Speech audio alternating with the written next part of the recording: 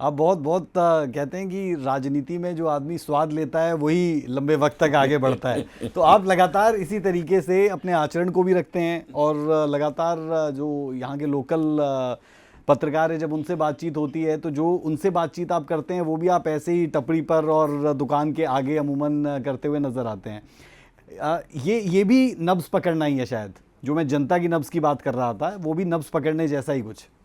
देखिए ऐसा है, जिंदगी में उतार चढ़ाव बहुत आते रहते हैं, धूप छाँव होती रहती है, बारिश और सूरज चमकता रहता है, लेकिन आदमी वो है जो हर हालात में सम रहे, एक प्रकार रहे।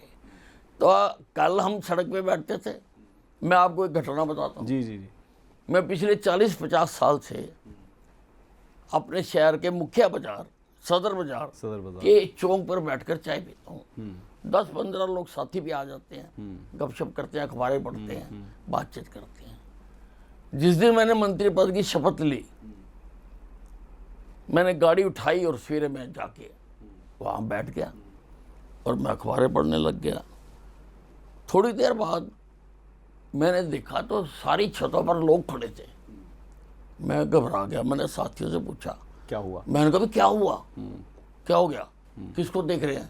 कह रहा आज ये आपको देखने आए हैं। अच्छा। ये देखने आए हैं कि 40-45 साल से यहाँ चाय पी रहा है, आज मंत्री बन गया, आज आता या नहीं आता। This is point. इसीलिए मैंने शुरुआत में कहा कि आप नब्ज पकड़ते हैं। हाँ, आप नब्ज पकड़ते हैं। क्योंकि बात कांग्रेस की हो रही थी तो मैं वापस कांग्रेस पर आता हूं और बात करता हूं जातीय जनगणना की। लगातार ये कहा जा रहा है, कांग्रेस पार्टी ताल ठोक कर कह रही है कि हम जातीय जनगणना करेंगे और अगर सत्ता में आते हैं, अब तो 5 साल बहरहाल इंतज़ार उन्हें करना होगा, लेकिन वो साथ ही साथ ये भी कहते हैं कि हम इस तरीके से इस मुद्दे को आगे बढ़ाएंगे कि जो सत्ता में होगा उसे भी इस बारे में सोचना पड़ेगा। ये उनके देश को बर्बाद करने की योजना है।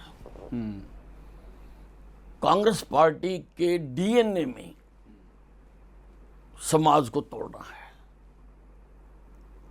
इनके डीएनए में है ये। हिंदुस्तान आजाद हुआ 1947 में। आप मुझे बताइए कि आजादी की लड़ाई में कभी किसी स्थान पर विभाजन की बात नहीं थी। इतने इनके अधिवेशन हुए, पब्लिक मूवमेंट बन गया था। किसी नेता ने कभी कहा हो कि हम आजाद अलग अलग विभाजन करेंगे जी।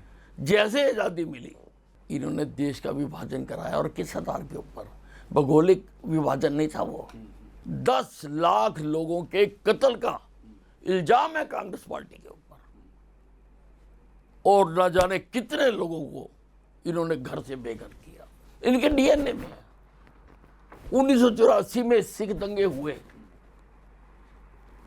लगभग 3400-3500 सिख बेगुनाह मारे गए, और राहुल गांधी के पिता राजीव गांधी जी ने उसको जस्टिफाई किया।